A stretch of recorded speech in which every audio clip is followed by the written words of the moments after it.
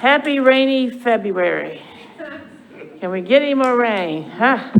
I'll tell you, at least the trash got picked up today, so that was good. Are we ready, back in the back? Good, thank you. I'm gonna call the Nashville MTA Board Meeting to order. And, first on our agenda is roll call. Jessica Dolphin. Here. Walter Searcy. I'm here. Gail Carr-Williams, present, and Janet Miller. Present. Great. And next is approval of our January 27th minutes. If I can have a motion for approval? Move the approval of the minutes. Second. There's a motion and there's a second. Is there any discussion? Hearing no discussion, all those in favor say aye. Aye. Aye, we have minutes. And next on my list are public comments. And I have one comment form from Darius. Who do I have?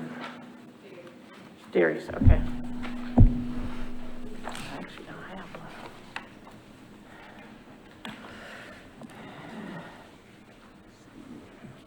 one. Well, Good Mr. Knight, which team are we sporting today? Oh, Mo.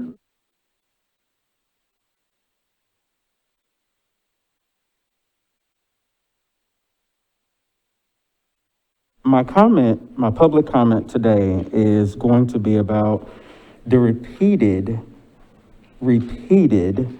issues with your 700 Gillig buses, your 186 to 199 Nebby 60-foot buses, and your New Flyer buses, 120 to 141. Now, these buses have come in at a range between 2010 all the way up until 2013. These buses are currently in service with multiple types of issues. The problem persists with most of them having issues with the back row seat that has 5 seats on it. Most of them have exposed screws that can harm customers or their property. And I do not think staff seems to get it when I keep reiterating this years before and years after. I have become so frustrated with this situation that I'm tired because I feel like the bus operators have reached their point of no return. They're not always reporting these issues because they're tired. So if they're not gonna do it, you're having to rely on a customer like me and an advocate to notify you this issue is here. I'm asking you all to change this, and I'm asking you all to change it now. I sent an email in the last probably 2-3 weeks, 2 of them. I sent it to the vice mayor and to a few council members. That's how frustrated I am with this situation. I am no longer going to play with you all. I gave an email a few days ago. I clearly said, by May 31st, 2022, if this staff has not gotten the maintenance department together to correct these issues with the 700, the 100 vehicles between Nabby and New Flyer, I will report it to the FTA and to the state and to our local government, because I feel like this is disrespectful to the customers and to the operators. The other issue that I want to make clear about this particular issue with maintenance is some of the staff seem to, I guess you could say, work on the bus and have completed, where they leave screws out of places or leave compartments where the display sign is hanging. That is unsafe. So for the safety of all, you do not need to be getting sued by customers or bus operators because your maintenance staff is not properly doing their job. I'm also going to ask you finally, now, you all deferred an order for 60-foot buses with New Flyer. I stood with you. I completely understand why.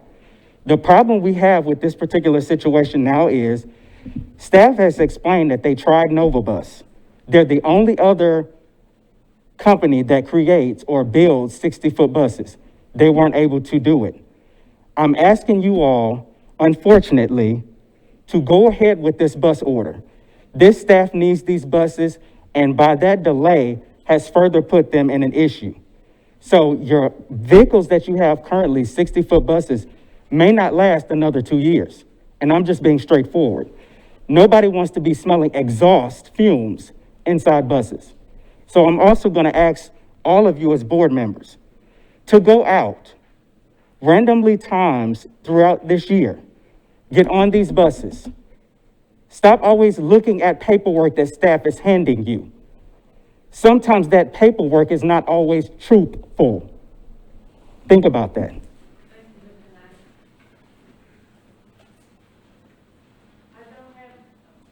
I'm sorry. I don't have any other public comments. Is there anyone else here who would like to make a public comment? Anyone else wishing to make a public comment? Hearing no request, that closes the public comment section of our agenda today. Next, I will turn this over to you, Mr. Searcy, for Operations and Finance Committee. Well, I'm gonna turn it over to Ed, who has boldly strode to the podium. Thank you, sir. I'll be very brief. On pages 9, 10, and 11, you have the financials through December, so we're halfway through the year. There's not any real anomalies that need to be discussed. I did want to continue to beat the drum of what I talked about last month, and that is that we are exceeding what we had budgeted. We had thought, we were hoping at the time of the budget that we'd at least get back to at least 57% of pre-COVID ridership and revenues, and we're actually, last month it was 76%, and we're still holding at 77%. So that's a very positive sign that we're maintaining a lot of our ridership, or it's actually coming back. But the only other item would be on the aging on the bottom of page 11. And again, for the transparency's sake, RTA did owe MTA about $434,000, which is pretty normal in terms of what they've owed on a consistent basis. It has been paid at this point, obviously. And then we owed them about $22,000 for fares collected and tickets sold and things like that we've done for them. So unless there's any questions, that concludes my report. Yes, ma'am. Talk about fuel costs. Fuel costs are going up, but at this juncture, we're extremely lucky because, as you know, we do about 80% of our diesel and about 75% of our gas on a fuel hedge, on a financial fuel hedge. Right. We have that right now for diesel at $1.21 a gallon, and we have gasoline at 97 cents. Now that will expire in June, and we've booked some of the contract for next year. It's obviously gone up. It's going to go back up. We've got that in the budget. It was going up about $2.5 million for next year's budget. But for this year, we're in good shape as far as that goes due to the financial hedge. Great, thank you. Thank you, sir. Any other questions?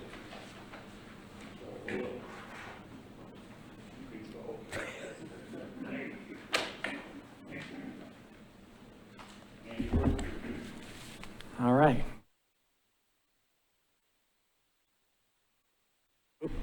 Sorry. All right. Thank you, Chair, and thank you, board members. So if you open your books to pages 12 through 16, you'll have the operations statistics for December. Again, I'll also be short. Not a lot of anomalies I want to kind of talk on, but I'll mention that our pre-pandemic ridership and our ridership is continuing to increase. You'll see that. Again, that's a new row that we added since last month. So we're up about 66% compared to pre-pandemic numbers. Kind of going through some things I'll highlight is our non-preventable safety accidents. We did see a spike here, but again, as traffic kind of continues, weather conditions and just tight roads, we continue to see some mirror hits and whatnot that contribute to our accidents. And the other thing I want to add is just our miles between road calls. This is continuing to increase due to better maintenance programs, and we'll be kind of sharing some more information with you guys from our maintenance audits from our third parties to kind of show, what kind of improvements we're taking and addressing as we kind of work through our maintenance programs and our current processes for that. So other than that, there's not many anomalies that I see in this report. So unless there are any questions, that'll conclude my report. Mr. Chair, if I might just clarify one of the points on the operations dashboard that Andy was alluding to, that last row down in that first group under ridership where it says percentage of pre-pandemic ridership, That's actually a factor that the RTA board had asked for. So that 66.6% number for December reflects what percentage of our similar pre-pandemic level ridership was there. So essentially for December, this most recent December, we were at about 2/3 of December of what would have been 2019, I guess. Correct, pre-pandemic numbers, yep. We're at 70-something percent. Well, for the month, we were at about 66.6. Ed's revenues are tracking a little higher than that. And then you can see that on the page 14 is the year-to-date, so that would be July through for the first half of the year, where we were totally about 60.9%. But again, it's trending correctly. I mean, if you look at each of those months, October, November, December, they're each kind of trickling back up. Yep. Yes, sir. All right, thank you. Thank you.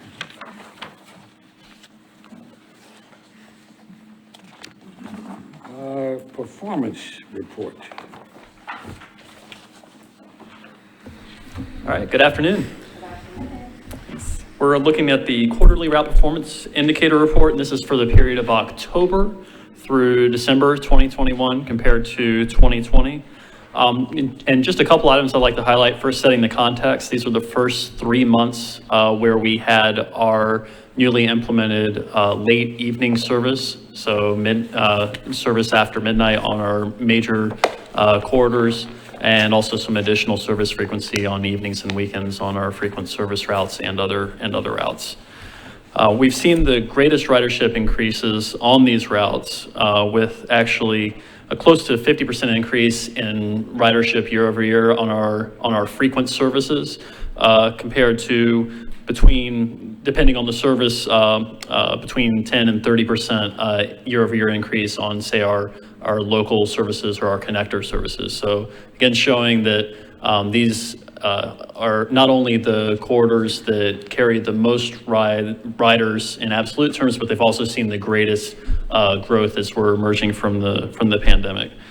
Murfreesboro, the Route 55 specifically, has the highest ridership as well as highest absolute ridership gains year over year, to the point where we've actually seen a little bit of overcrowding. And by overcrowding, in this case, I don't mean social distancing, somewhat, uncomfortable levels of overcrowding, but actually having a vehicle at capacity, where all of the seats are filled and you have standees, which is certainly an issue, but I would say is a good problem for us to have, and one that we haven't seen in some time. And it's encouraging and showing that we're actually starting to get back to similar levels of ridership. And in fact, that particular quarter's, although the system as a whole, as Andy just mentioned, is about 67% of pre-pandemic levels, that quarter is over 90% of pre-pandemic levels now. And some of that has to do with the increases in frequency that we've had on that corridor as well, running every 10 minutes. On-time performance is still a bit of a challenge. We're down a little bit compared to where we were this time last year, but still much higher than we were pre-pandemic on most major corridors. For example, Murfreesboro, again, we were running in the upper 70s, I believe, in on-time performance, and now we're in the mid 80s, which is pretty. When you look at industry standards for on-time performance, it's actually pretty reasonable. I did want to highlight with the additions of the evening and weekend service that we are seeing ridership slowly increase on those additional trips. It takes a while sometimes for ridership to mature on a new service, but we actually have around 60 customers using the very last, what we call lineup, that 12:15 departure from downtown on approximately, I believe it's 9 routes that operate on that service. And actually, on a couple of them, we're seeing fairly healthy ridership loads. So the 55, of course, being the highest as it is across the board, but about 20 passengers using that service. And then we're also seeing additional customers beginning to utilize the later evening service on weekends. And overall, with those additions in span in evenings and weekends, we have about an additional 1,000 rides per week. Now, we can't say necessarily that those customers, they may have been riding earlier, but that's the number of individuals that are using those number of rides that we've seen now on those new trips. So with that concludes my report. I'm happy to take any questions.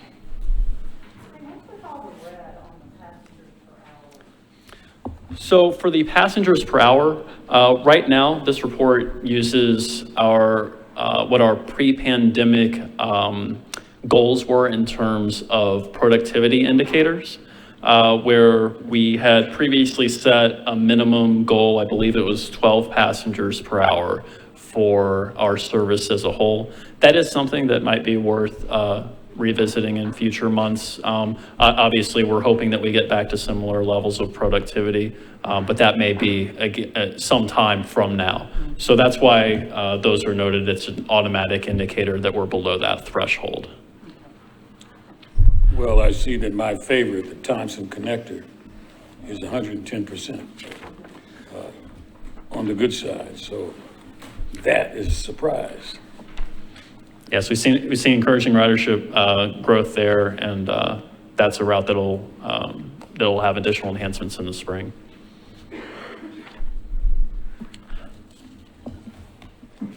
All right. All right. Thank you. Thank you, sir. Well, that concludes the business of operations and finance, with the exception of steering everybody's attention to the list of upcoming procurement projects. And please take those to heart. I don't know how we're going to do any better on hedging fuel than we did this year, but if you know somebody who's got some contraband fuel somewhere that we can purloin, please, please consider sending them to us. We'll worry about their sentence later. Real estate services, that's an important potential for diverse professional services that can be provided to us.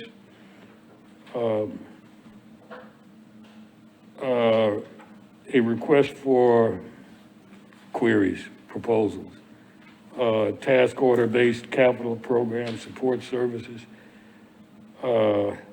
That's obviously beyond my pay grade because I don't know what the heck that is. Mr. Chair, those are our task order engineering for a lot of the miscellaneous projects that occur along the way. Great, thank you. Request for proposals for escalator modernization. That's always a tough one because there's only a couple of escalator and elevator shops in Nashville. And but we can always encourage them to make certain their apprenticeship levels reflect the diversity of the community. The same is true for elevator and escalator preventative maintenance. And the Nestor sewer replacement. There's a lot of concrete obviously involved in that process, a lot of excavation. There are contractors, and we're building, read a bigger and bigger list of those persons who are. I was just saying the hard work of procurement. Actually, we've already identified the minority and small business possible participants for our capital program support services as well as the sewer. Yep. Okay. You have anything else you want to add about the list? Okay, thank you. That concludes, I believe, all that I need to say. Well, look at you, Mr. Searcy. Well done. Well done today. Thank you very much. Good reports, everybody. Ms. Miller. Thank you. Walter, you blazed through that, man. That was great.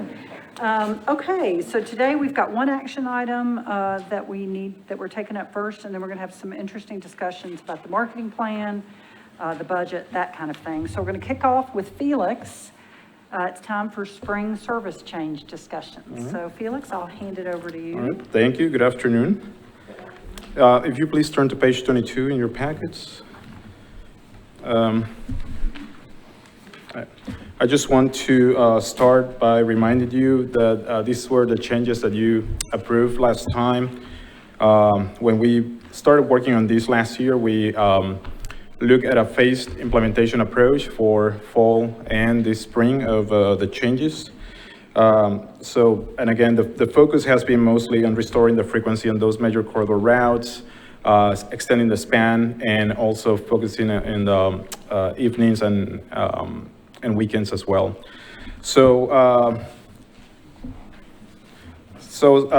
Just to remind you, since we last approved the changes, we went back and we looked at some additional improvements that we wanted to take care of. None of these raises to the level of a major change, so it doesn't change much in the sense of being major, but nonetheless, it's some improvements that we thought it was going to be important to start working on, and we can accommodate with these spring changes as well. This is a summary that you can see here of the changes. I spoke about them last month, so I'm not going to dwell on them. And they're explained also in your board item, but I just want to point out that, as you can see here, within the main areas, that we continue to target areas identified in the in-motion plan and the Better Bus plan, improving the frequency, adding crosstown routes outside of downtown, for example, with the Route 79, so facilitating those trips outside of downtown, improving the overall efficiency of the routes, streamlining some of those routes, and at the same time also making the service and the simpler and easier to use for the riders. When I spoke to you last month, we were in the midst of doing public outreach. That took place during most of the month of January. So we had a couple of different things. So we had 3 virtual public meetings. We also did some targeted coordination with some of the Metro Council members, especially in those areas where the changes were taking place, to get their feedback and also to help us communicate with their constituents about the changes that we were doing. We also did a survey for Route 76 Madison, trying to obtain feedback about those connections between the Madison route and the Route 79, the new route, which is going to be having a direct connection there. And this was an interesting example because one of the things that we were trying to find out more about those connections, and we heard a lot of people saying that they needed a little bit later service with this route, so we were able to accommodate that as part of this for weekdays and also for the weekends.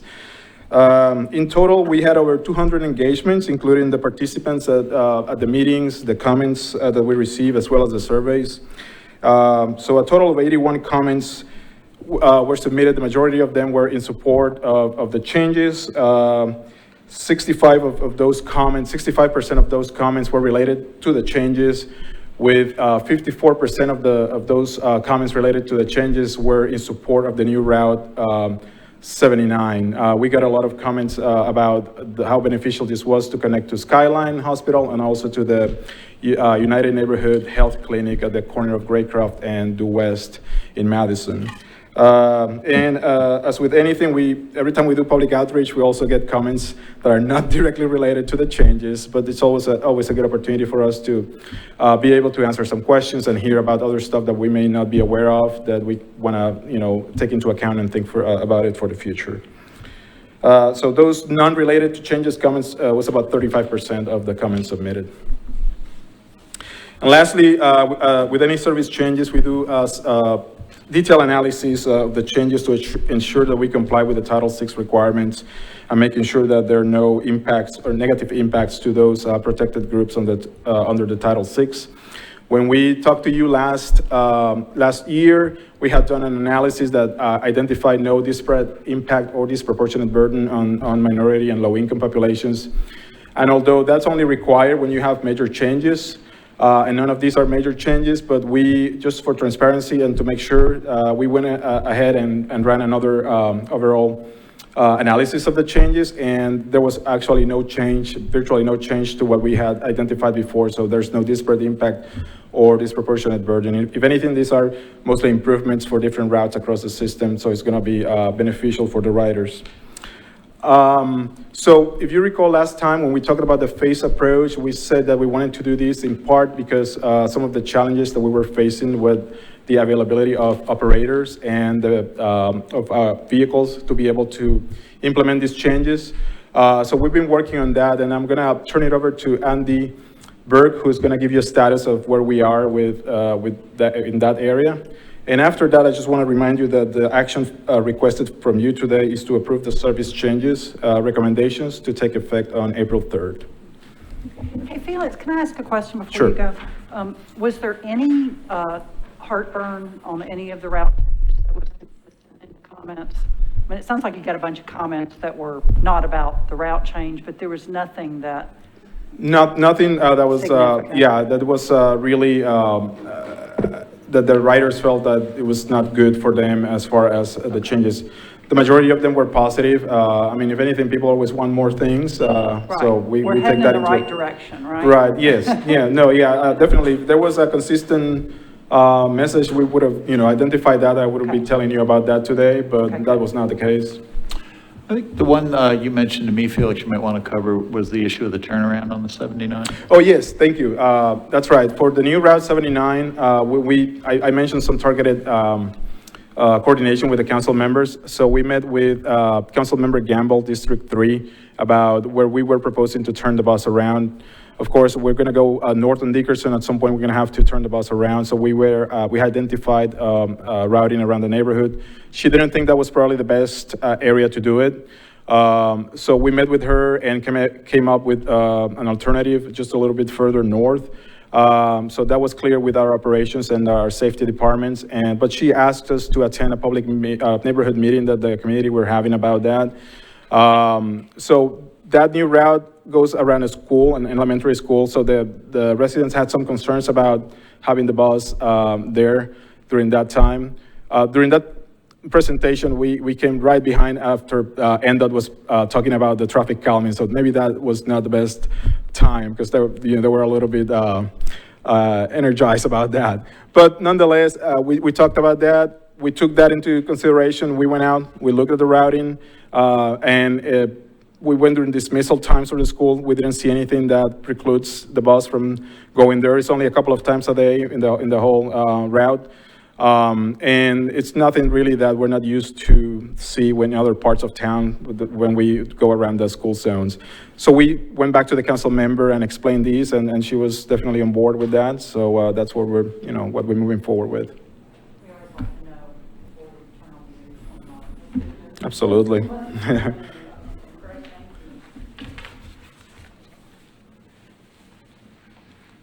All right, next slide, please. Oh, I have a little button thing here. All right, so with all these different service changes that we're proposing here, I want to just kind of go through and kind of take a look at some of our resources that we're going to be taking a look at when it comes to our operator workforce projections. Right now, in February, we have 385 operators currently enrolled in our program. And so with a current need, we've been kind of projecting out month by month what we're going to be looking for our April services, which is about 422 operators. So we have a little bit of a deficiency. However, where we currently are, we have been pretty good with covering routes with extra board operators, and we have enough built in for these kind of coverages.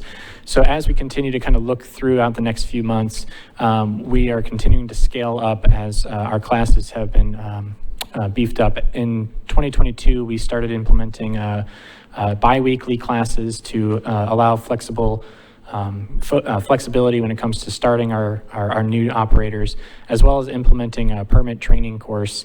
Without that, we would have only hired probably about 15 people since October.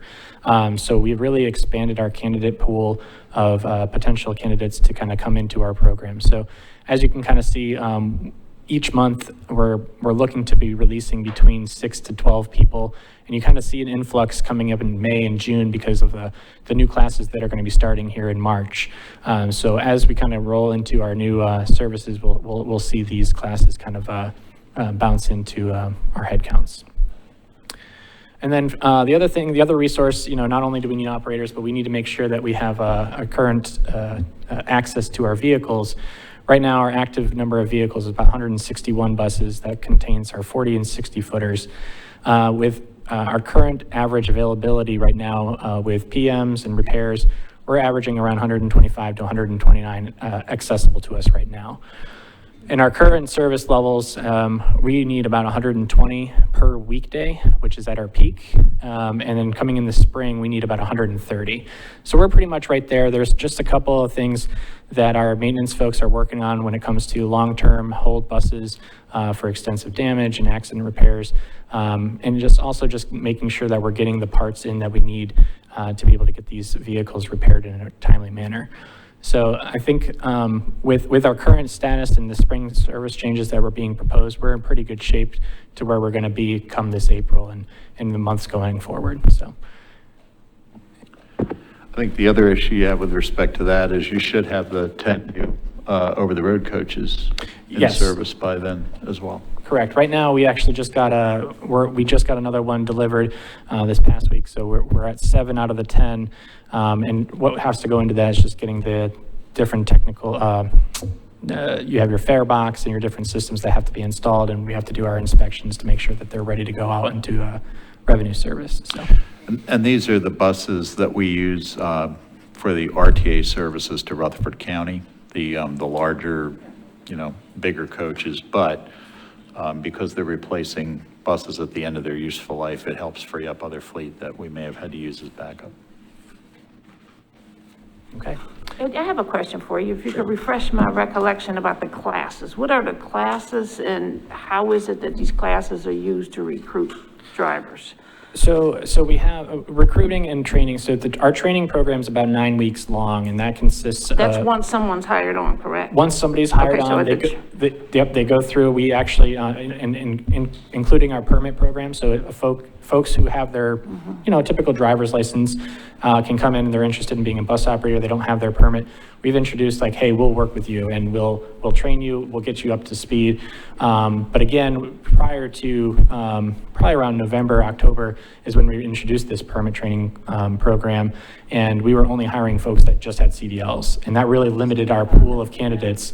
And, talking to certain folks, truck drivers are truck drivers, and there's a different type of mind space for being an operator in today's world. And so you're dealing with customers, you're answering questions, and so hiring truck drivers all the time is great for the CDL and the knowledge of being able to operate that type of equipment, but it's not always the best for customer facing skill sets. And who do you consider your biggest competitor? I think right now there's a lot of different, you have your Amazons, your FedExes, your those type of driving jobs where you're delivering packages versus people. A package doesn't, ask questions and talk back at you sometimes. So I think those are the type of competitors that we're working with. And I think we during our collective bargaining agreement, we're offering competitive wages, and the WeGo benefits are pretty stellar. And so I think it's pretty great to see that come to fruition. So. And so as you recruit, do you have sort of a recruiting plan? I mean, I know we have the classes and we have the training and you're sort of changing the licensing, but, and I think it's happening all over the city where people are having this, so how are we differentiating ourselves? And you don't have to give me the answer right now, but just as you think about how you do this, how are you differentiating yourself from other competitors who pay similarly to what we do? I mean, it's a fair game out there for everybody. Absolutely, and I think that's a great question, and I actually think what would help you guys is maybe we can come back and kind of outline our plan and how we're doing things, because there's a lot of different elements that we're bringing to the table to kind of separate ourselves. In short, we're looking at something called the WeGo Academy, where it's not just 9 weeks of training right in the beginning, it's how are we working with folks to introduce them to different roles within the organization, how do we promotional opportunities, as well as just building blocks for a career path for them. Something else that we're looking at is like shadowing programs and that kind of stuff. So I think we can come back and kind of give you guys some highlights of what we're looking at and come back. I will say, I thought it was pretty brilliant advertising on the bus benches. I thought we own that real estate, so why not use some of it to recruit? Absolutely. Right?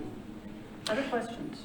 Well, I just amplify a couple of things that Andy said, and I give a lot of credit to Andy, and also Kim Tucker's in the audience, who's our Director of Administration and kind of oversees our recruitment and training program. But literally, it was really refocusing from saying our core concern of a competency coming in as driving the vehicle as opposed to dealing with the public. So by expanding that market to really focus more on people who might have been, nursing home aides or retail folks, or I think my comment at one point, Kim, I'm not sure if you took me up on it, is if you want to see somebody who can drive the Gallatin Road bus on Saturday night, go to a lower Broadway bar on Saturday night. And that's kind of the similar work environment. Because I would contend, and I've been in the industry long enough, that we can train almost anybody to drive the vehicle. But with some of the situations you come up with on board, it's a little tricky. And there's no doubt with the work that Andy and Rita and Ed, and if you all remember, Bill Miller did in collective bargaining in cooperation with ATU, beefing up the entry-level wage. What we found was when people got to top rate, we tended to be able to keep them. It was in that first couple of years where you were down low, where it was real easy to come in, get your CDL, get a little bit of experience, and then jump to a job that maybe paid $2 or $3, more per hour. So, retention will also be a key in that. But I think to Andy's point, it would definitely be worthwhile to have Kim and Andy, kind of expand on the program, particularly as we get a little bit more, again, as we get toward spring and summer and we start seeing more of those folks come in. And to the WeGo Academy concept, I just look around the room today and, I see folks like Carl Dean, and I know Patrick's in the room, and we have a number of folks who came in the door as bus operators, Nick Oldham, who you heard from last month, who are now in senior leadership positions. So, and I think that's, to your point of setting examples, that's something that folks can come in and say, hey, in whatever 5 years, I ended up doing this, so. Your Amazon drivers don't have that, right? I mean, it's flexibility, but I think that's really smart. Other questions? I just want to thank Steve for thanking Kim, because I know she's worked really hard on recruiting drivers for a little bit now, so well done. And this looks like a lot of your good work here too, so. She does an amazing job, guys. She does, she does, so well done. This is you as much, so. All right. Any other questions about the workforce or the fleet or the service changes for April? We all good? All good. Okay. Madam Chair, can I ask for a bit of a exception? Because I think she won't be here when we get to my report, but I did want to introduce, I wasn't sure she was going to be here. Yeah. Diana Alarcon, our new Ndot director, is in attendance today, so I want to make sure. Welcome. Sure that everybody got to associate a face and a name, and we're already partnering. Here's what I look like.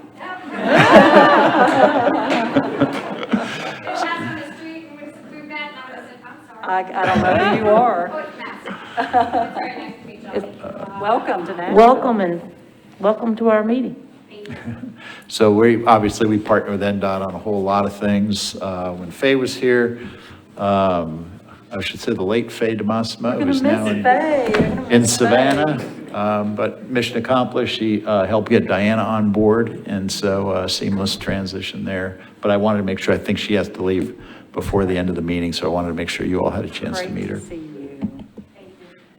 Okay, so if we have no other comments about this, then the NICE committee is going to recommend to the board the approval of the proposed spring 2022 service changes for implementation to take effect on April 3rd, 2022.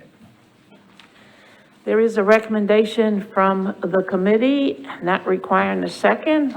Any further discussion? Hearing no further discussion, all those in favor say aye. Aye. Any opposed? Service changes. Well done. All right, let's talk about bus stop signs. Good afternoon. Hi. So today I'm going to provide an update on our project to replace all of the bus stop signs across our system. If you remember back in the fall, presented on the project.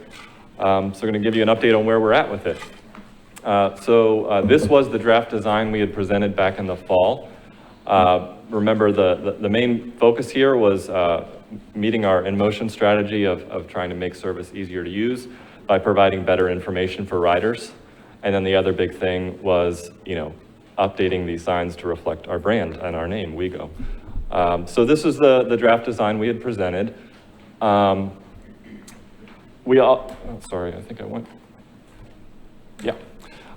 We presented these to the public. We did some customer engagement, had the signs on display down at Central beginning in late October. Staff were there as well to talk to riders and collect surveys. We interacted with over 100 riders through that. We also put this out on social media to draw attention to the new signs at Central. And also the signs that we had kind of at select stops around the city. And overall, the feedback that we got from customers was very positive. So for the most part, riders were excited about the better information on the signs. They found the information clear and easy to understand. So that was all positive. This is kind of a summary of how people rated the signs when they were asked. So, over 90% liked these signs or loved them. We did have a couple people who were a little less enthused, and one person in particular who really did not like the sign. However, we did learn some valuable information from them, and so I'll talk a little bit more about that in a bit. So these were the locations where we had installed these signs around the city. So we also wanted to get them out at different parts of the city so that our operators would see them and interact with them and make sure that they work well for the operators as well. So we selected locations throughout the city that would allow us to put different size signs in different contexts and really see how these things work out in the real world. We also had signage and surveys in the driver's hall so we could get feedback from operators and a notice on WeGo TV, again, trying to get feedback from operators. So overall, what we learned from this engagement with the customers and with operators was that the sign size was good. If you remember, we were testing out several different sizes back in the fall. And landed on a size that I think everyone liked and was big enough to see and provide the information. All the information on the sign, that was very good. We were also testing the QR codes. We had some concerns about making sure that folks would be able to scan those QR codes. And didn't have any issues with that, scanning from a distance, even for folks that are shorter than me, not a problem. So that was a good thing. One thing we did learn, though, was that not everyone knows how to scan a QR code. Despite the pandemic, when we're all doing this with menus and restaurants and stuff, still some people didn't know how to. So it's something we're going to be keeping in mind. Another big thing we learned is that the back of the sign should not be blank. So this was a big concern with a couple of riders. Essentially, when you leave your house or office building and you're looking for the bus stop and it's a block behind you, when you look down the street, you want to be able to see the sign. And so if it's blank on the back, you can't tell where the bus stop is. So that was a big thing we learned. And then we were also really interested in reflectivity. So when we had surveyed operators back in the fall, reflectivity was really a big concern, making sure that the signs were easy to see at night, which has been a concern with some of our existing signs. So we tested some of these signs and got a little bit mixed feedback. So right now we're actually doing another test with a couple different sign materials that reflect light a little bit differently, trying to find the one that's going to work best for our operations folks. And then the last thing we learned, so we asked customers if there was anything that they didn't see on the sign that they would like to have on the sign. And the number one request there was schedule information. Now it's impractical for us to put schedule information on every sign across our system. However, that did prompt some revisions to the way we were thinking about what we do put on the sign that I'll talk about in a moment. So these are the adjustments to the design. We are adding that bus stop symbol to the back of the sign so it's easy to see that it's a bus stop, even if you're on the back side of it. We are testing those different materials for reflectivity that I mentioned so that we can choose the best material there. We're also using a side mount design for the stops. Now, this is something we were just kind of testing internally, trying to figure out what was going to work best. But there are a number of advantages to doing the side mount. First, making sure that we can maintain the maximum amount of space on sidewalk, which is particularly important in some of the environments that we're in Nashville, where the sidewalks are a little bit more narrow. It also helps us to improve the sign visibility. Essentially, we can place that signpost in the ideal location to leave the most space and to keep the sign visible. So that worked out really well. So we're going to be moving forward with that for all of the signs. Now, when you say side mount, you're talking about a sign that's parallel to the street or So basically just meaning that the sign blade itself is not mounted in the center of the post, but it's offset to the left or right, like you can see up there. So basically, that just allows us to get that signpost a little bit closer to the curb, so that leaving more of the sidewalk space, or in some cases, to place it at the back of the sidewalk, and then still have the sign blade itself be as visible as possible.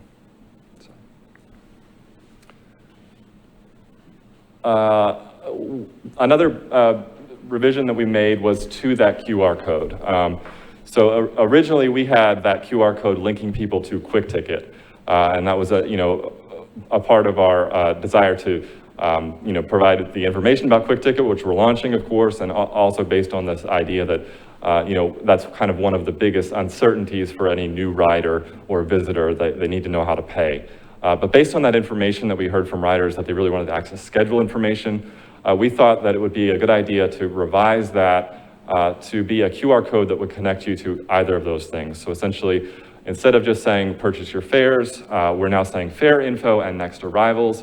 You scan that code, it will take you to a basic landing page where you'll be able to connect with Quick Ticket to purchase your fare, or to download a transit app to get the next bus arrivals, or if you just want to look at the schedule, to access the schedule information for your route. Meanwhile, we've also been doing a number of things to try and get ready for what will be a big undertaking of replacing all these signs and then managing a system of, where we no longer have one sign across the city, but we have 1,600 unique signs that have information unique to those specific locations.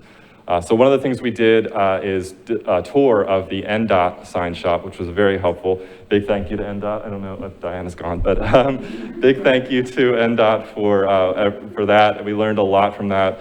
Learned a lot of tips on materials and equipment, and so we're currently in the process of procuring some equipment to set up our own sign shop. This will allow us to make sure that when any sign is damaged or whenever we make changes, we can quickly replace the sign on the street. And then we're also looking at sort of our installation process. So we're in the actually finishing stages of setting up a mobile application that the field crew will have out on the street with them. So as they install each sign, they will take a picture of it. That will give us a record of what's been installed, and we'll be able to track our progress back at the office and make sure that everything's going the way it needs to go. So as far as next steps, we're getting ready to place orders for the first batch of signs and decals. So we'll start putting those up at a few routes in March and in April. And once we kind of work out the kinks of that process, then we'll be full steam ahead and do our second phase through the summer and into the fall. Overall, generally prioritizing routes based on ridership, getting the highest ridership routes first, with also some consideration for routes where we have anticipated service changes that would, so that we avoid essentially putting up a sign and then 6 months later taking it down and putting it up a different sign. Yeah, that's it. And then you can see the sign again there, the final design. But we are super excited about this and very eager to jump forward on it and see these out on the street very soon. God, they look so much better, don't they? Golly. Anybody got questions or comments?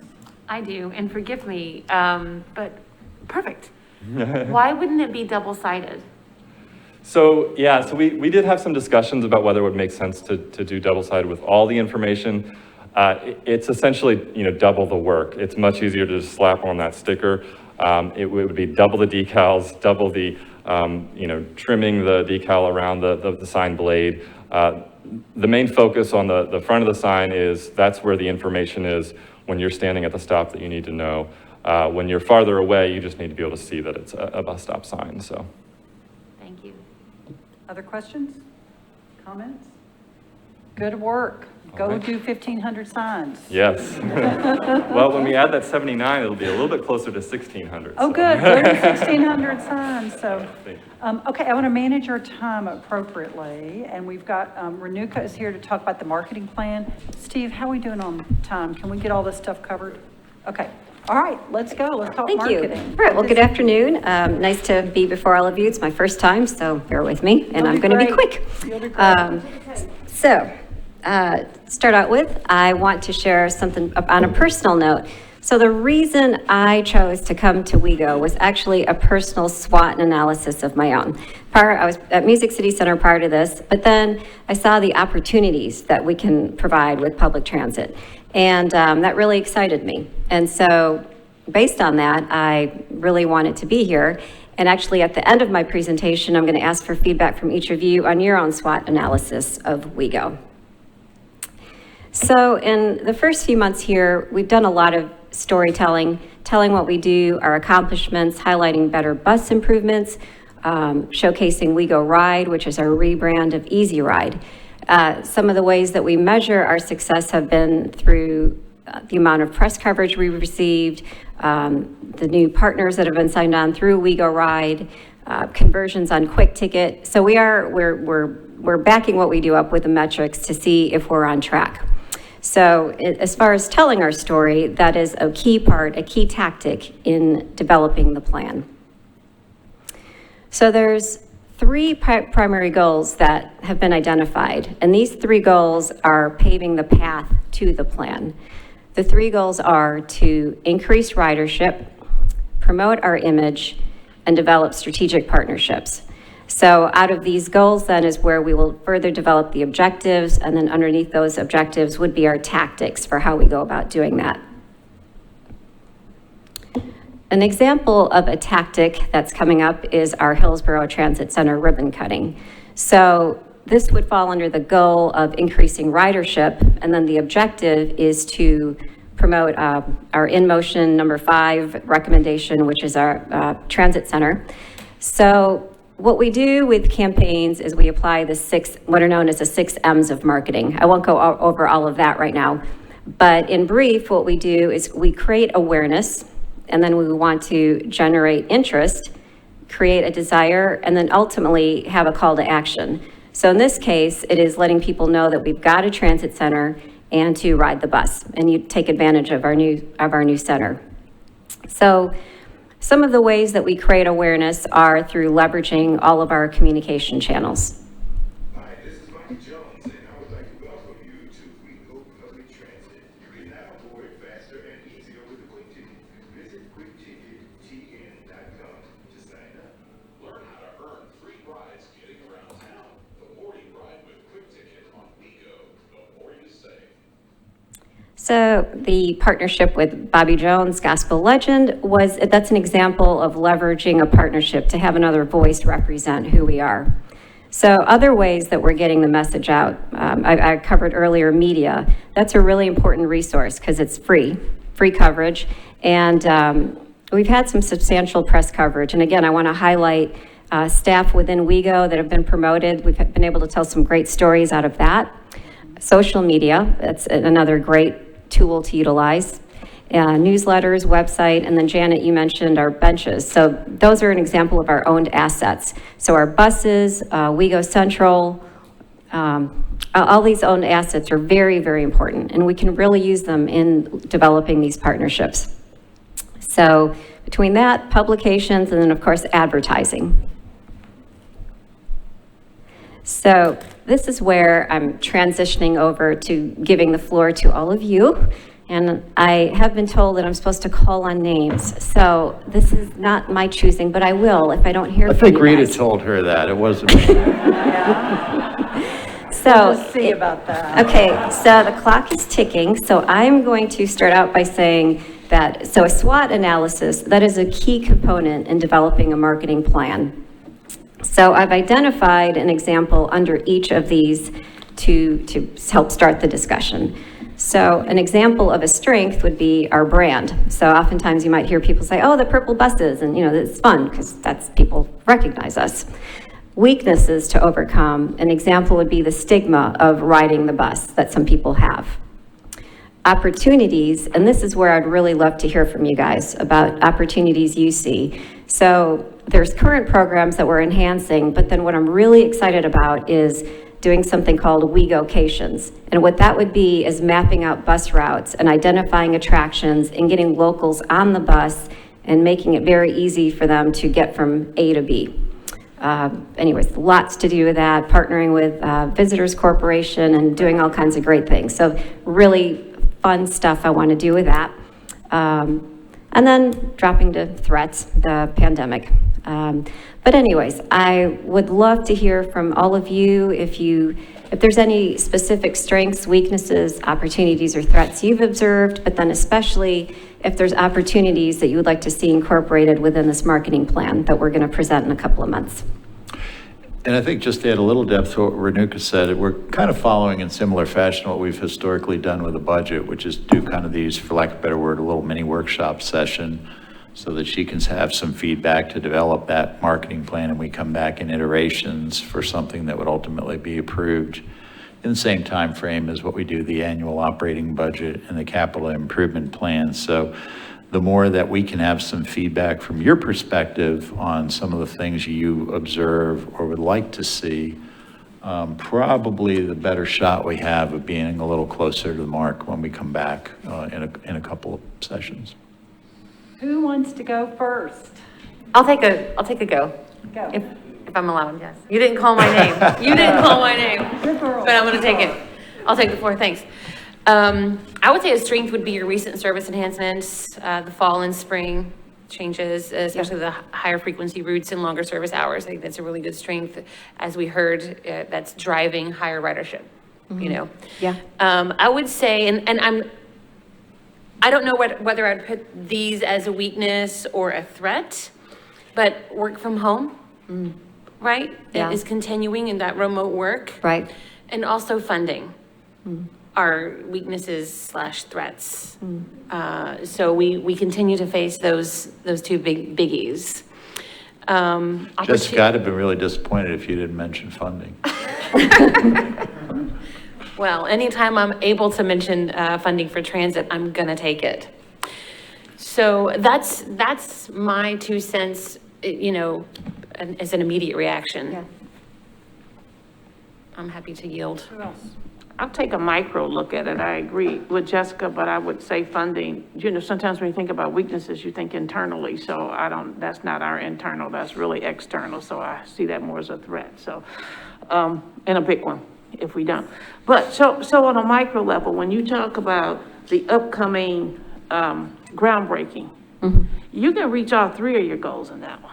Yeah, And so what I would say to you is that when you think about your opportunities, how all 3 goals can fit into one event. Because when I think about that, you can talk about increasing ridership by virtue of being at Hillsborough High School, and you can promote your image while you're there. But developing those strategic partnerships, you have so many entities and businesses and now residences in that area, and how you might want to engage with them with the ribbon cutting could really be important, because you have apartment buildings getting ready to go up, you have one that's already there, and so you have the mall, and how you start developing those relationships. The ribbon cutting could be a very big start to that.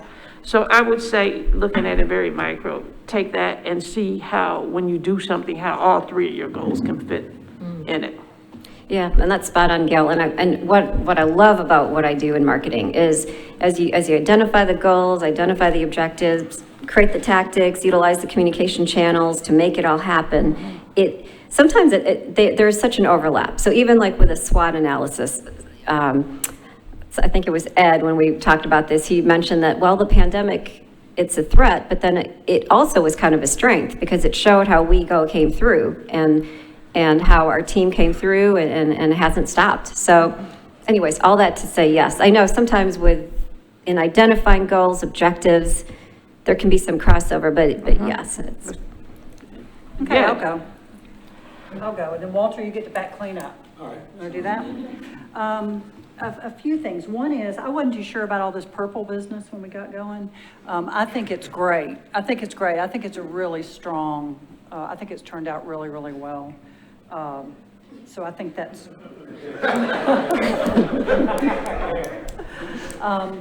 it is a little frustrating that we're still seeing buses going around with the Trivial Pursuit pie pieces on it. And I know it's a resource issue, but it's so hard when you know anything about branding to not be able to cure it all and to have all these residual. So I think that's one thing that isn't great. I also think we always get these big arguments over advertisers and all. I think we continue to get some advertisers that probably are not in great promotion of the brand, so that could be another discussion down the road. The other thing I would say, and I'm kind of going back to your 3 goals, is I like the 3 goals. I worked at the chamber for 21 years, and we didn't want to be all about just recruiting new companies. We wanted to take care of our existing companies. So under the promote image, I might change that to promote brand. Assuming our brand is to take care of our existing riders. Because my view is we're not going to increase ridership unless we have really happy existing riders. And so much of the work, the signage, everything else, is working to improve rider experience. But I think you're not really going to increase your ridership unless you have really happy existing customers. So I would try to find a way maybe under your goals, and it could be as simple as just tweaking your middle goal. Okay. But always knowing our existing customers, we've got to keep them really, really happy before we go chasing the others. So that was my other comment. Okay. And I would say, I think that your press coverage, your social media have all been outstanding. I have noticed a huge change just in frequency and messaging. So I think you're doing a great job on that. And then the final thing I would say is just being sure, I guess I had a question. Are we working with an agency partner, or are we doing everything internally? Right now it's internal. Yeah, I would just say, let's be really careful, because in the past, sometimes there was such a resistance to an external partner that it turned into this kind of mishmash of messaging.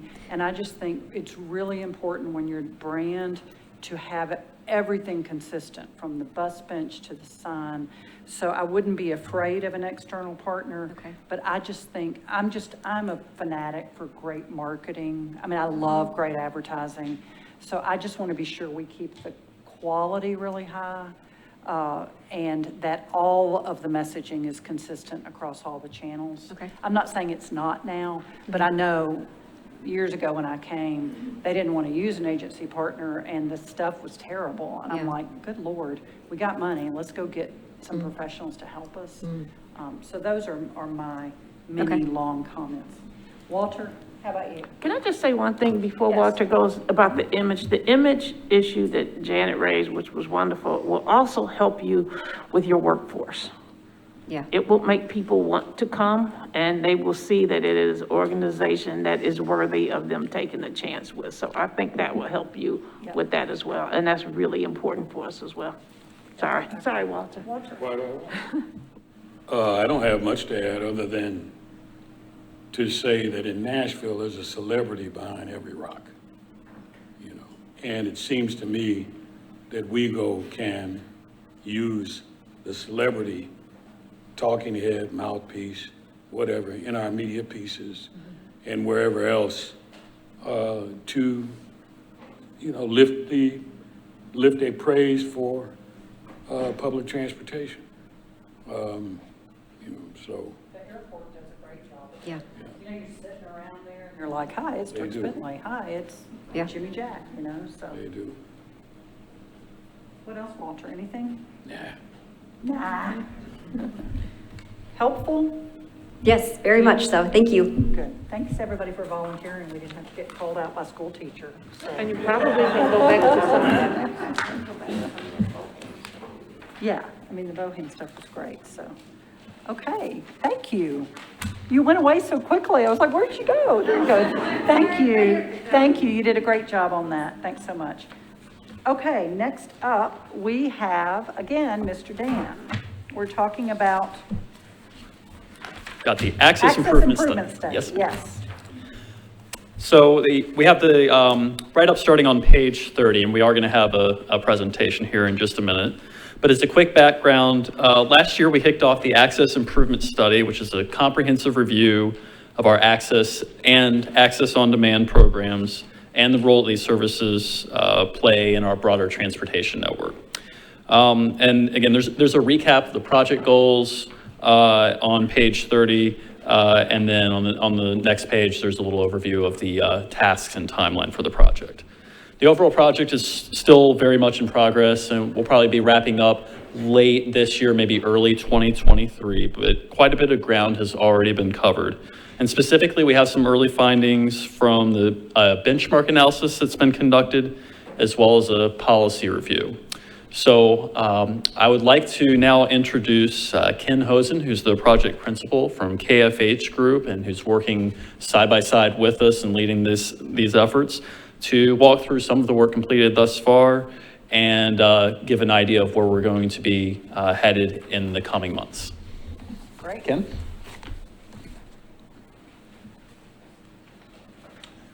Good afternoon. Good to be back in Nashville now that the rain has stopped. I am Ken Hosen with the KFH Group, and I'm going to talk today a little bit about the review of the progress to date for the access study. And as just a brief discussion, but as an outline, I'll go through, kind of introduce our team, who we are, brief discussion of project goals. I know you have more of the details in your packet. Discussion of the benchmarking, kind of the snapshot that we took a little while back, and the technical memorandum that we put out. Initial preliminary findings, and we'll discuss the policy review that we have conducted, what policies maybe need to be changed, are there any ADA issues, those sorts of things. And then the public engagement as well, talking about the ongoing public engagement. First off, I am absolutely thrilled to be working with this team. In my years, and it's been a number of years, this is maybe the best team I've ever worked with, and hopefully we will be proving that to you very soon. I am with the KFH Group, and we do this kind of work all around the country. We have a great combination of national experts and local experts, and it's really a great group. As I say, CDM Smith, locally based staff, are working on the project. Fairpoint Planning, Tanisha Hall's doing the outreach efforts. She's also going to help us on some infrastructure. The Ascendal Group also has a locally based staff. And we have the Texas Transportation Institute. It's Texas Transportation Institute, but the reason we have them on board is one of the people that works there is a national expert that we work with quite a bit, and he's extremely valuable. And then the Palo Consulting Group, and Tim Palo is probably one of the preeminent trapeze experts in the nation. And if anybody can get the most out of the technology, he's the person to do that. The overarching goal, basically the establishment of recommendations to transform the service from what I call the 1990s ADA paratransit model into a truly dynamic service platform with multiple modes, flexible, reliable, efficient, and sustainable. That's always a key with ADA. Very quickly, the overall project goals, there's more detailed goals we're not going to get into today, but public engagement is absolutely essential. We've got a great collaborative process. Started out a little slow with the surveys, but we're picking up speed now. The second major overall project goal is the development of operational and organizational strategies. Strategies that will improve access right now, and then strategies for where do you want to go in the future. And we'll be able to present a range of strategies to discuss and ultimately select. And then the final project goal, overall project goal, is the recommendations and a clear path forward with the plan. We have conducted the benchmarking review, which, as I said, is a snapshot. And while this information is preliminary, that's the caveat here, this is preliminary. These are the things that we saw. We're going to look into more detail, see if they actually are an issue. Some of them we know are issues, some maybe not. The highlights here are the organization within WeGo. Access is in 3 different departments right now, and it can be very difficult to get everybody on board all at the same time. Typically, it's one organization within the larger organization. The internal organization and management, typically reservation scheduling and dispatching are one unit that works together, and the software works together between all three groups. In WeGo right now, Access there are three different departments, one doing reservations, one doing scheduling, and one doing dispatching. And while everybody's great, they're working as hard as they can, we think we can streamline things quite a bit and reduce some of the issues that are coming out of the dispatch area. And then using the technology with Tim and with WeGo staff, we will be working to get the most out of the trapeze technology. And Tim has found a number of areas, and I was sitting with dispatch today and I saw a number of areas where the technology can be better used to improve the service. And the operating costs appear to be a little high. I'm not really worried yet about that. I know we met with finance and they have a new allocation formula, which certainly reduces the costs a little bit, makes it a little more reasonable. But what we're seeing around the country is that everybody's coming up to the cost level that y'all are at now, because you're paying your drivers professional wages, and a lot of places have been able to get away without doing that for a while. They're all having to raise their wages right now. So we're not particularly worried about that. We're looking into it in a little more detail, and we'll have the findings on that in next few weeks, actually. Best use of the third-party contractors. You have contractors right now. How can we better utilize them more effectively for the service? If we've got them, might as well maximize their utilization, and we have a number of ideas that we're working with on that one right there. And then vehicles. We all understand the supply chain, the vehicle issues right now, and getting vehicles is very difficult. And our trapeze expert is running some simulations that, what if we got 20 sedans? How would that impact the service? What if we got 10? What if we got minivans? So the reason I bring up sedans more than anything else is because you can get them a lot quicker than any of the other types of vehicles out there.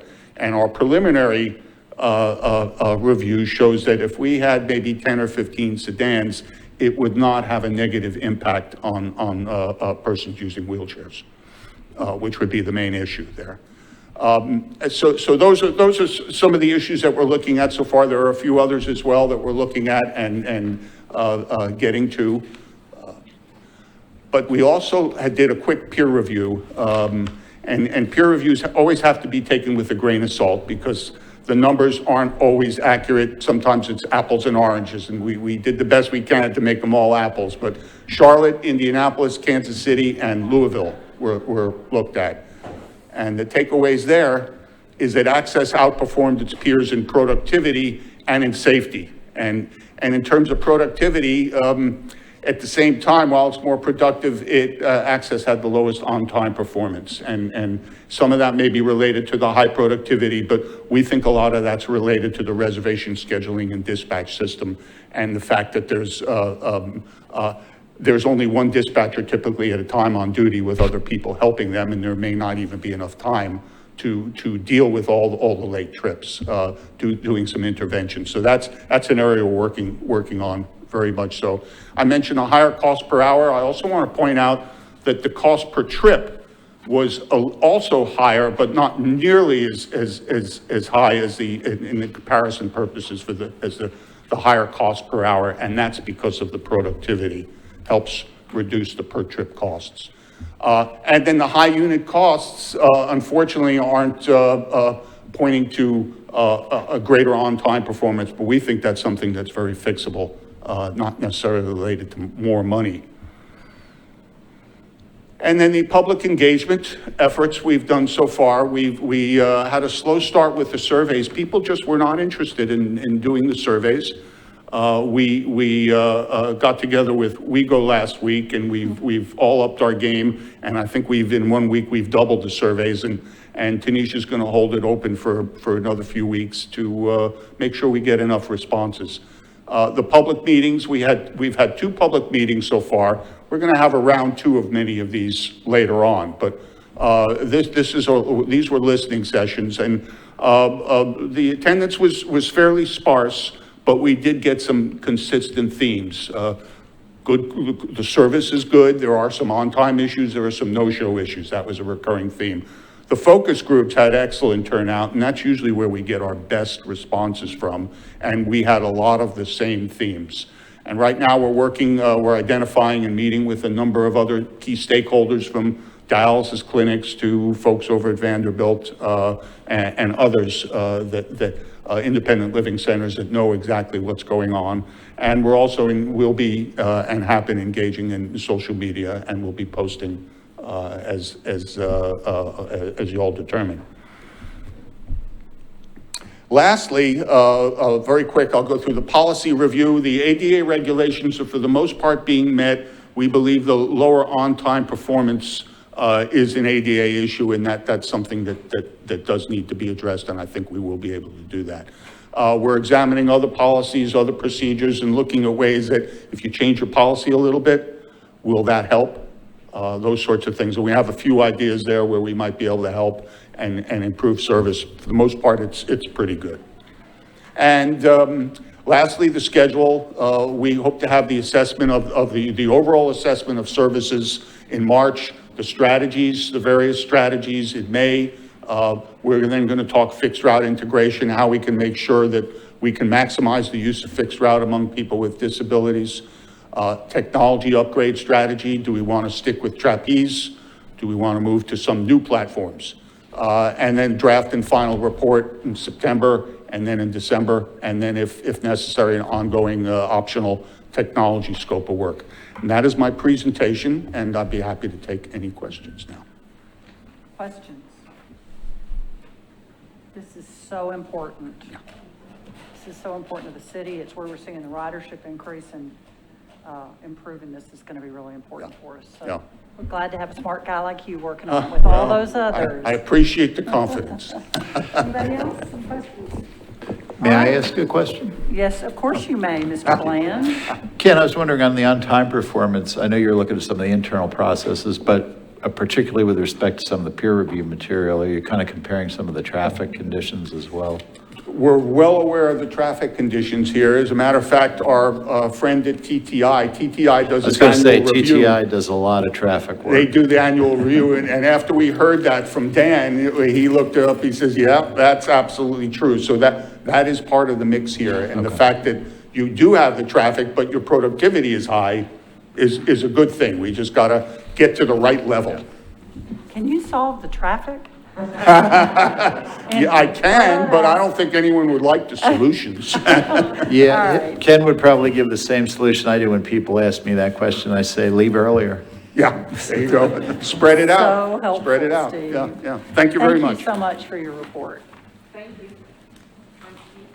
All right, last thing we've got on the NICE agenda is Ed's speedy update on the budget submission to Metro. This will be brief. This was just to, as you see on page 32 of the board pack, we have the schedule that we've laid out. It's very similar to the schedules in the past years.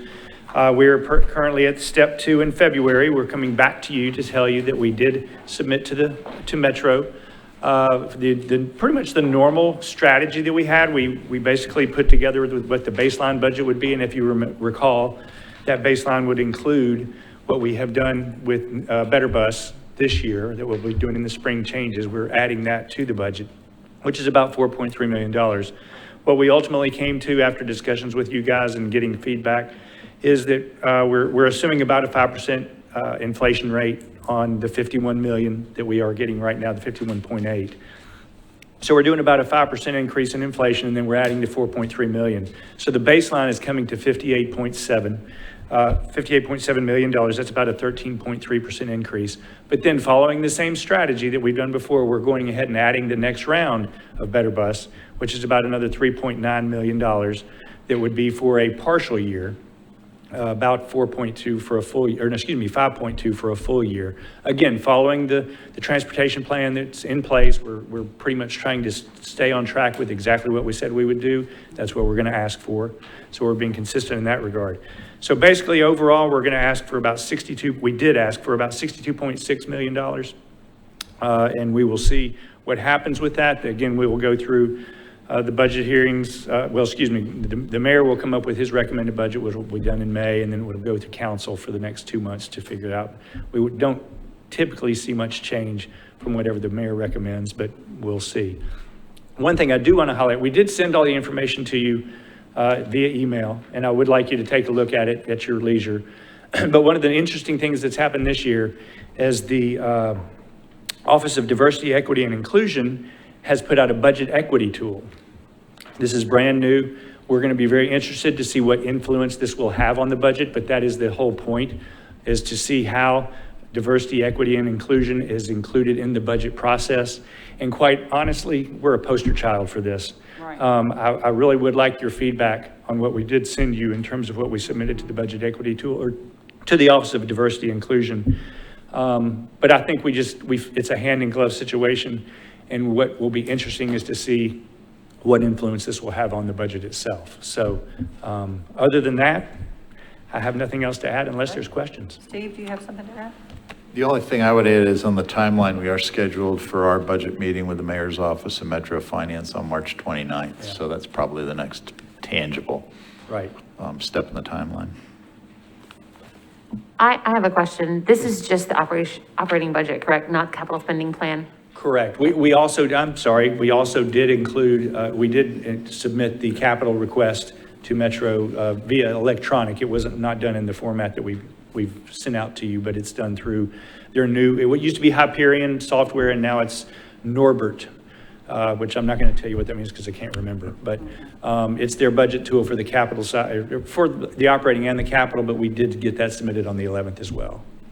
And that's for the capital improvement budget, Jessica, which we've basically followed the capital improvement plan you all adopted last June. Right. That doesn't really necessarily translate to funding. It's what ends up in the capital plan that makes you eligible for funding when they determine that they're going to issue bonds or commercial paper to actually fund, a broader capital program. So it basically puts us in position. But when you see that, the mayor and the council approved a whatever $300 million WEGO capital plan, don't write the checks yet. Other questions, comments? Good work. I know you love budget season. It's my favorite. That's tax season, right? Absolutely. Yay. Thank you. All right, anything else for NICE committee, my NICE fellow board members? No, you did great. Thank you. Handing it back over to you.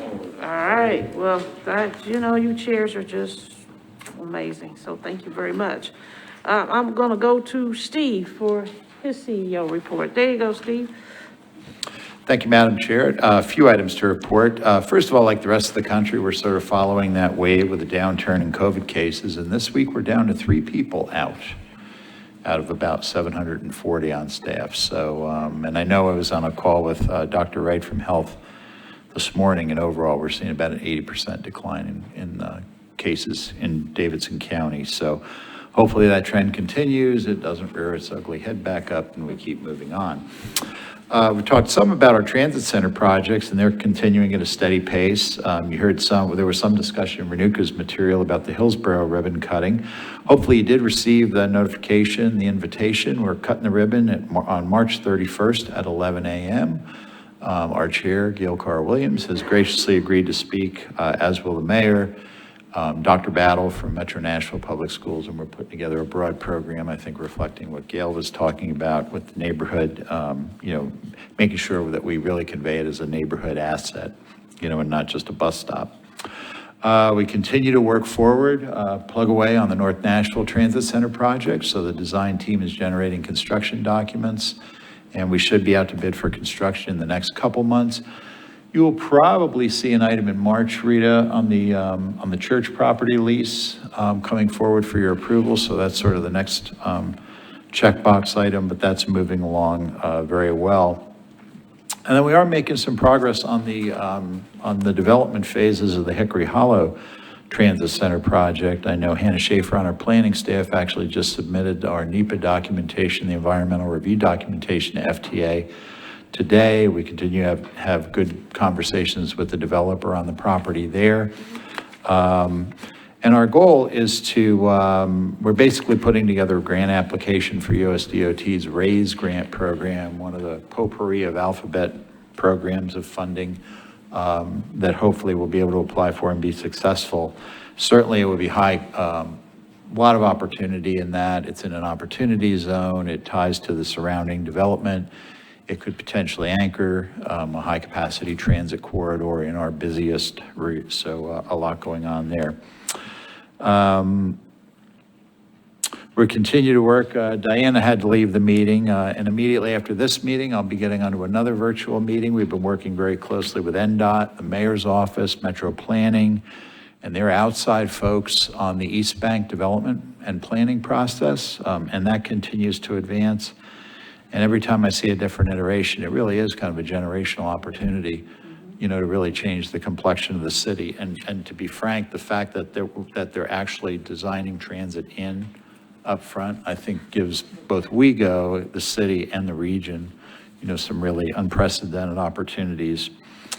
Our operations, our development staff continue to work with HDR on an assessment of the Nestor property. And you'll be seeing that in an upcoming workshop in the next few months. Once we see, there's not real time sensitivity to it. So when we see kind of a lull in the schedule, we'll insert that. But I will cut to the chase and tell you that whether we fix it at the current site or try to relocate it, it's going to be a lot of money. What needs to be done, particularly if we want to advance broader goals of sustainability like zero emission fleets and that type of thing. Speaking on behalf of Gail and Janet, the process is moving a little bit more slowly than we would have liked due to COVID and other assorted illness and injury issues, but we are moving forward on working toward a board, overall board governance workshop, probably now shaping up more toward late spring or early summer. So the next step is for that steering committee to get back together. Along with a lot of the other metro infrastructure departments, such as Parks, Water, Ndot, I got to appear before a joint meeting of Metro Council's budget and planning committees to hopefully demystify a little bit of how the departments put together their capital budgets, coming back to the question that was asked earlier. So there was a lot of good exchange and discussion there. I think we have an advantage because we have a lot of discipline imposed on us by the FTA, and this board's established a pretty strong process that frankly we got very few questions from council on how we went about it. A month or so ago, Ed gave you a true up of our We Go Ride program with Vanderbilt, the pilot program we developed. As part of that, we identified an issue where they're essentially, because of the pandemic and the drop of ridership, they're overpaying. We've had several very productive meetings with them on how we could apply those funds to some experimental types of services and products. So I expect we'll be coming back probably in the next 2 months to chat with you further about that. Keeping on the Vanderbilt theme, I'll introduce to you in person a young lady, Sydney Zander, who is an intern in our marketing department from the Owens School. So clearly we're going to expect some brilliance in the upcoming marketing plan with Sydney's participation. And with Anchor down. And with competing schools, we'll see whether Owen or civil engineering comes through. Unable to attend today, but I think she'll be here next month. We have an intern from the engineering school. Crystal Chang has been working in our planning department. Crystal asked to shadow me for a day, which I honored, and I think her takeaway was the title of Transit CEO is way more glamorous than what you actually do on a day-to-day basis. Talking about strategic partnerships, I did have the opportunity to meet for the first time with Dr. Troy White, the new executive director at MDHA. A really impressive individual. I'm really encouraged by what he had to say. And specifically, we're looking to partner with MDHA on the upcoming Murfreesboro Pike Corridor study, both in the context of what they're doing at the Sudicum-Napier project, but also to more broadly look at strategies to both retain and enhance affordable housing options in that corridor as we develop. Finally, I just want to let you know, I don't want you to think missing board meetings is becoming a habit, but I will not be with you in March because it's my anniversary and my better half has said we're doing a trip. So I promise to the staff, we're going to keep the agenda easy, and Janet, we're going to keep the agenda concise. So, Madam Chair. Okay.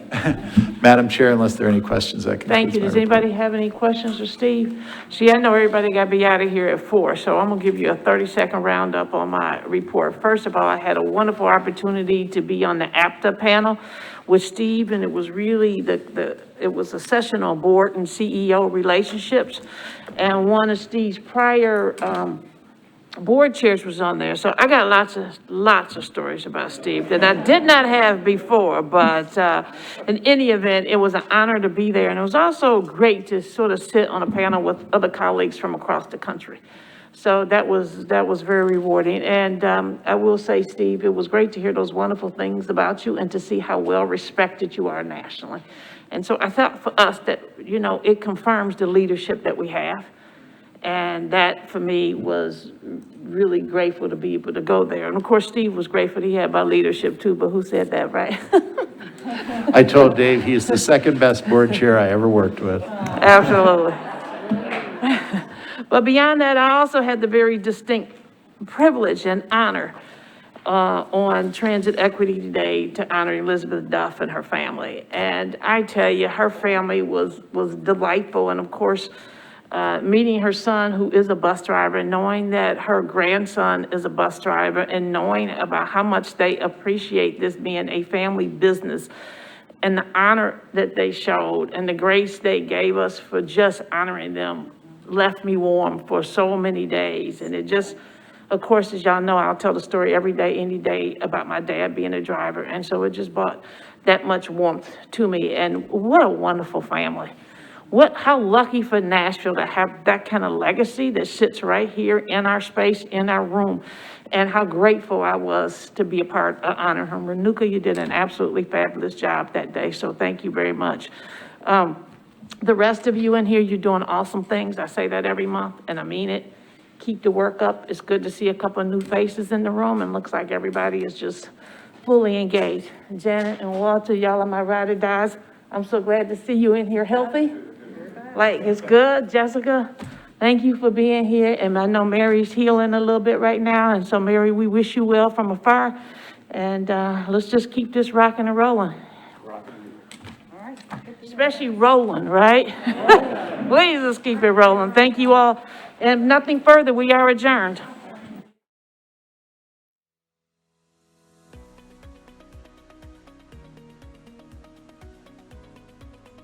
This has been a service of the Metro Nashville Network.